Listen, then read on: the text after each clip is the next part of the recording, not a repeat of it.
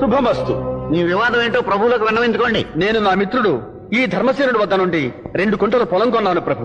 ఈ ఉదయాన్నే పొలం దున్నుతుండగా ఈ బిందె బయటపడింది. తెరసు శుద్ధును కదా, దీని నిండా వజ్ర వైఢూర్యాలు మరకత మాణిక్యాలు ఉన్నాయి ప్రభు. ఈ బిందె నీది, తీసుకోమంటే ధర్మసేనుడు నిరాకరిస్తున్నాడు ప్రభు. ప్రభు, నేను ఆ భూమిని సకల నిధిక్షేపాలతో సహా ఈ విక్రమశివుడికి అమ్మాను.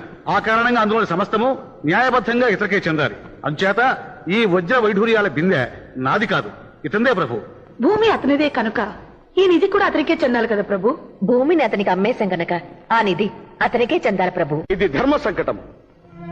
ఆ బిందెను మా సంస్థానంలో మా అధీనంలో ఉంచెళ్ళండి. ఈ రాత్రికి మేము కూలంకషంగా ఆలోచించి రేపటి దినాన తీర్పు చెప్తాం. చిత్తం ప్రభు. మీ వాద ప్రతివాదాలు తిరిగి వినిపించుకోండి. ప్రభు, ఈ ధర్మసేనుడు ఆ భూమిని నాకు అమ్మేశాడు కనుక అందులో లభించిన నిధి నిక్షేపాలు కూడా నాకే చెందాలి. ఆ బిందె నాకిప్పించండి ప్రభు. ప్రభు, ఈ విక్రమశివుడికి భూమిని మాత్రమే అమ్మాను కానీ అందులో నిధిక్షేపాలు అమ్మలేదు ప్రభు. అంచేత ఆ బిందె నాకిప్పించండి. ఆ బిందె మాది, మాకిప్పించండి ప్రభు. కాదు, ఆ బిందె మాది, మాకిప్పించండి ప్రభు.